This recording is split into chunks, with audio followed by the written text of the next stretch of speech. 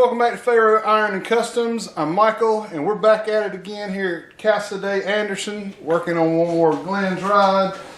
I think this is a 11 Focus, and what we have going on with this is he has developed a water leak, amongst other things. That's not the neck.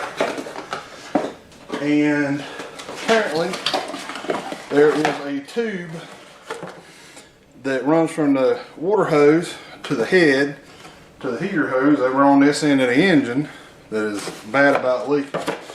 So that's what we're doing today. We're fixing this hose on this. We've got some other stuff to do.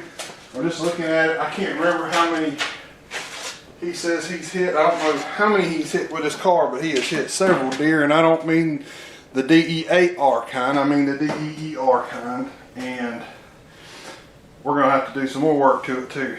So we're going to jump into this and replace that neck, and we're going to go from there. Alright guys, we're going to start by disconnecting the air cleaner lid here. Matter of fact, I need a screwdriver. Hang on. Alright guys, I've got Glen is down here on the floor draining the fluid. So what I did was I unplugged this bypass line that is attached to right here. I unplugged that. That is just a white clip that unclips.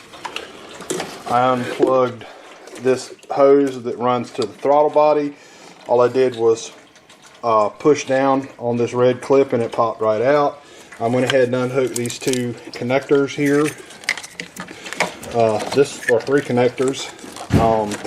And I'm also going to take the PCM loose, the connectors on the PCM loose, and I'm hoping that will be all we have to do to get to it. The part is actually right down there. So give me a few minutes, let's get some water out of it, and I'll be right back.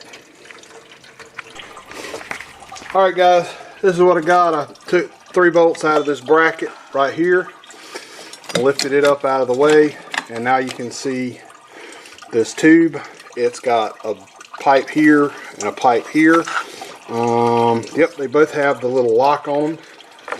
I don't know if I can do this and record. Let's see. Where?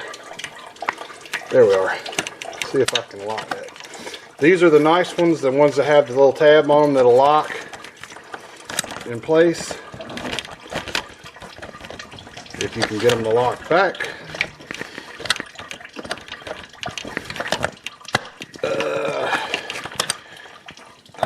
May not be able to do it with one hand though.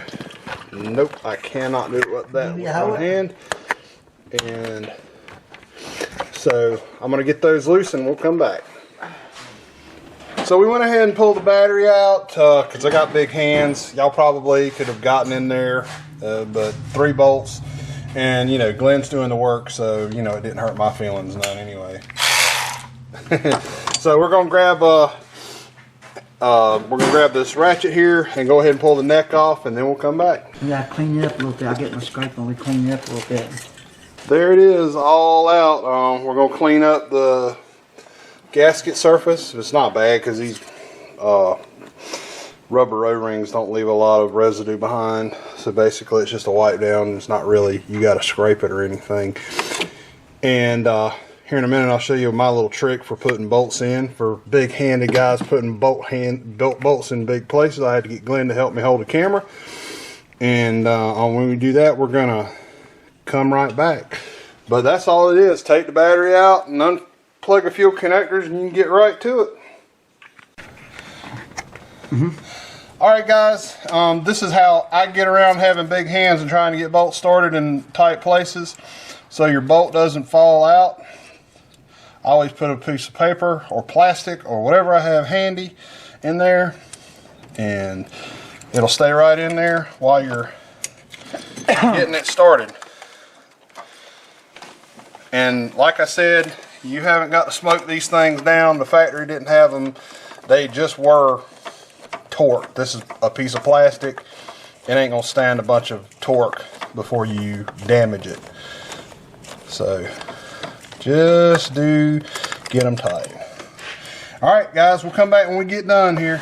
All right, guys, we got the car back running, and the air's bleeding out of the coolant system. You know, it's pretty much like anything you do in the antifreeze or cooling system.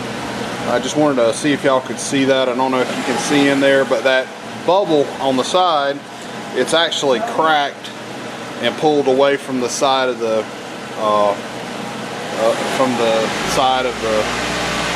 little piece here.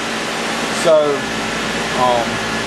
did it blow out and then crack, or did it crack and then blow out? It probably cracked and then blew out. The car's got 200,000 miles on it, so really can't complain about that.